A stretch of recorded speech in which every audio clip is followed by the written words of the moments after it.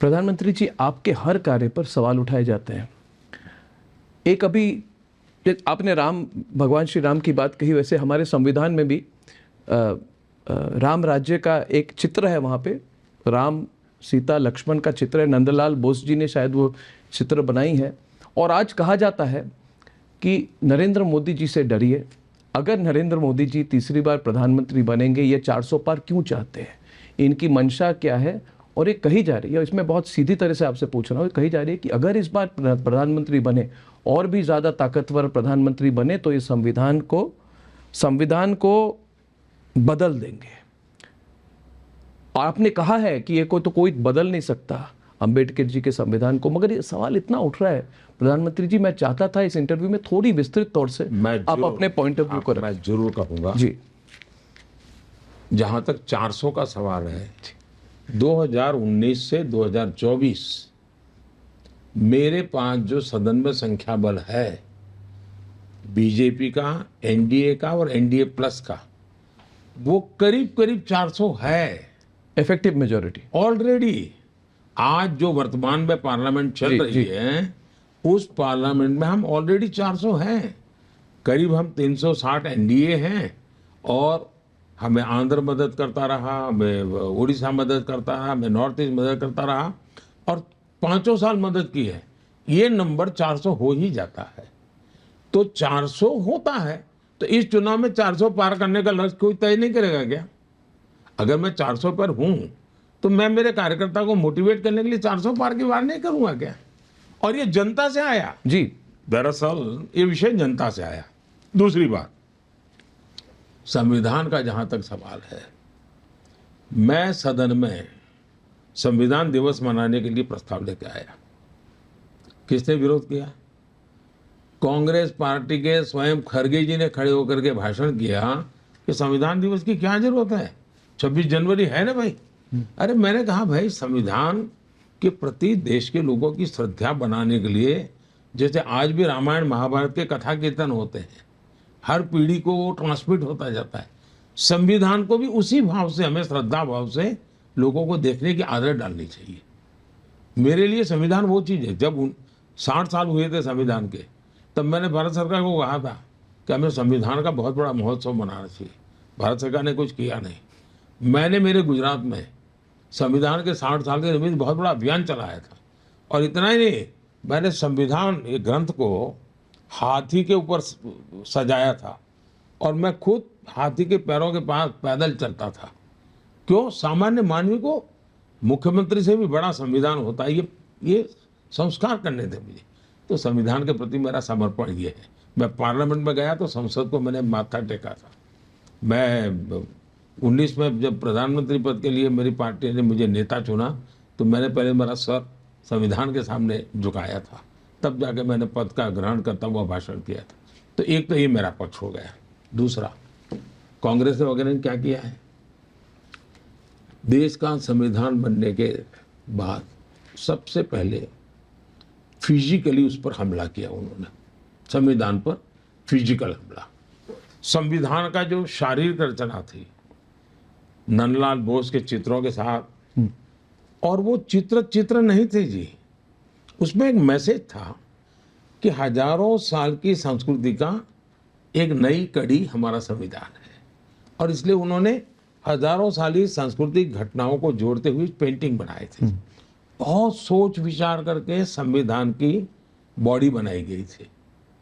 मैं आत्मा की बात बाद में करता हूँ, मैं बॉडी की बात करता हूँ। ये चित्र मामूली चीज नहीं थी। चित्र राम का था, कृष्ण का था नहीं, उसमें हमारे देश के गणराज्यों की भी चर्चा है चित्रों में जी, है ना, मतलब डेमोक्रेसी का, यानी पूरी तरह सांस्कृतिक इतिहास है उसमें। उन्होंने सबसे पहले इसको खत्म कर दिया, भारत पर फिजिकल संविधान पर हमला किया। दूसरा, उन्होंने जो आत्मा पर हमला किया, पहला बॉडी पे किया, फिर आत्मा पे किया। कैसे किया? भारत के संविधान का सबसे पहला जो सुधारा किया है पंडित नेहरू जी ने, जो उसमें उन्होंने अमेंडमेंट किया है, वो क्या किया? फ्रीडम ऑफ स्पीच पर रिस्ट्रिक्शन का मतलब उसकी आत्मा पर पहली चोट, जो अपने आप को दुनिया में डेमोक्रेसी की बातें करते लोग हैं, उन्होंने की। तो पहले शरीर से संविधान को खत्म किया, फिर संविधान की आत्मा को कर, अब वो संविधान की भावना पर हमला कर रहे हैं। संविधान की भावना है हमारे देश के फेडरल स्ट्रक्चर की। 100 से ज्यादा बार 356 का उपयोग करके बिना कारण सरकारें तोड़ दी गई। उस संविधान की भावना पर कुठाराघात था। फिर इमरजेंसी लाए, उन्होंने संविधान को पूरी तरह यानी एक वेस्ट पेपर बॉक्स में डाल दिया, ये हाल कर दिया। यानी सामान्य मानवी के लिए अब ये फिर से संविधान समाप्त करने का खेल खेल रहे हैं माइनॉरिटी का। अब आपने देखा जो बड़े शातिर पिक पॉकेटर होते हैं ना, शातिर पिक पॉकेटर, वो बड़े चालाक होते हैं। वो क्या करते हैं, मान लीजिए बस में चढ़ गए और किसी का बटुआ चुराया, वो बटुआ चुरा करके खुद रख देंगे, फिर एक और लड़का दौड़ेगा, ये चोर चोर चोर चोर, खुद के मेरा बटुआ गया, मेरा बटुआ गया। फिर और लोग भी देखेंगे, तो जिसका ओरिजिनल गया वो भी देखेगा मेरा बटुआ गया। और फिर एक दौड़ता है, जिसने चुराया है वो तो यहाँ खड़ा है, साथ में ही खड़ा है, चिल्ला रहा है चोरा है चोरा है। और एक जो निर्दोष है वो भाग रहा है। क्यों? चालाकी है। इन लोगों ने, मैं इनको पिक पॉकेटर नहीं कह रहा, ऐसे छोटे शब्द किसी के लिए मैं उपयोग नहीं करता हूं, लेकिन मैं उदाहरण इसलिए समझाता हूं कि वो अपना खेल खेलने के लिए उन्होंने चिल्लाना शुरू कर दिया, मोदी संविधान बदलेगा, मोदी संविधान बदलेगा, मोदी संविधान बदलेगा, जो कहीं है ही नहीं। ना हम कभी बोले हैं, ना हमने कभी सोचा। इतना ही नहीं, हम तो संविधान को इसके लेटर एंड स्पिरिट में जन जन तक पहुंचाना चाहते हैं। इन्होंने ये माइनॉरिटी के नाम का खेल खेलने के लिए खुद होकर के संविधान बदलना चाहते हैं, इसलिए ये चिल्लाहट शुरू की है।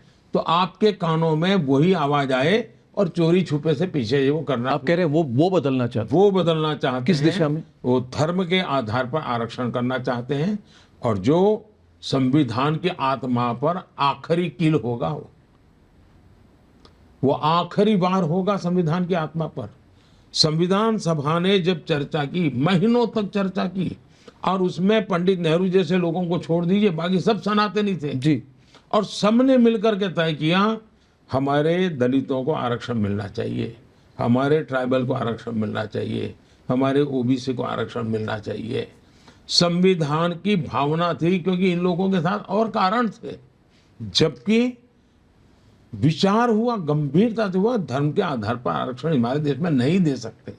धर्म के आधार पर देश बन चुका था एक। जी, अब हमें यहाँ देश में धर्म के आधार पर चलने की जरूरत नहीं है, हमें ट्रू सेंस में सेक्युलर होकर चलना चाहिए। ये सेक्युलरिज्म पर भी वार कर रहे हैं। जब धर्म के आधार पर आप आरक्षण कर रहे हो, तब सेक्युलरिज्म पर वार कर रहे हो, और इसलिए देश चिंतित है।